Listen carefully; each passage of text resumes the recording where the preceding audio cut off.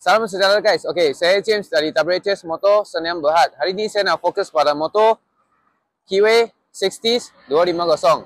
Motor ni dia ala-ala Vespa.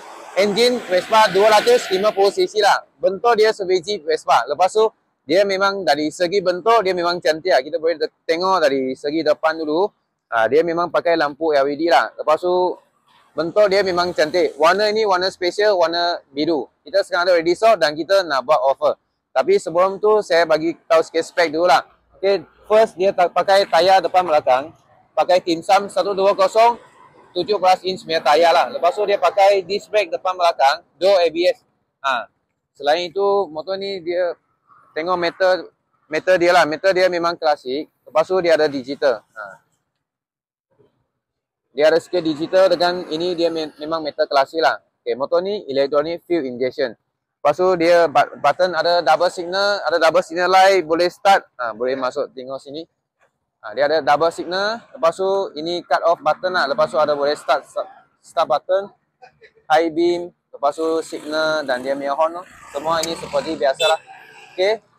Lepas tu tengok dari belakang dia punya bentuk memang sebiji Vespa yang klasik lah.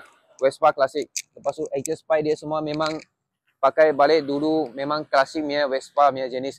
Tapi motor ni dia memang fuel injection dengan engine 250cc.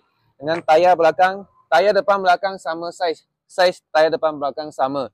Dengan belakang dia memang bentuk macam 4 segi, memang cantik. Lepas tu seat pula kita tengok, dia ada depan belakang, ada 2 seat. Kita boleh buka seat dia, ini boleh letak sebiji helmet, lepas tu boleh letak fog lock, raincoat semua boleh letak, tak ada masalah. Ini memang besar lah, ruang dia memang besar. Lepas tu seat dia memang klasik lah. Dulu pakcik punya zaman buka seat memang macam ni lah. Lepas tu dia ada satu rack. Kalau nak letak barang apa, ini maximum load 150 kg. Lepas tu selain itu motor ni dia memang sekarang kita ada buat offer lah. Kita tengok dari depan. Yang lagi satu yang penting, boleh tengok sini lah. Dia punya isi minyak punya tempat kat sini. So senang lah. Tak payah buka seat. Dia buka minyak itu fuel. Tangki dia 10 liter. 10 liter lah. Jadi ini motor kalau nak pakai pergi long distance memang sure. 250cc. Max top speed dia lebih kurang 140 lebih 105 boleh pergi. Dari feedback customer lah. So motor ni memang sekarang kita ada buat promotion. Harga asal RM13,888. Nak tahu kita ada diskaun berapa? Boleh PM sales kita bagi diskaun. Deposit kita sekarang boleh buat full loan dengan bulanan dia memang cukup rendah. 200 lebih boleh buat sampai 7 tahun.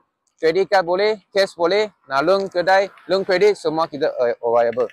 So ini motor sekarang hari ni fokus pada motor ni Kiwi 60 250cc ala-ala Vespa. So inilah video dia.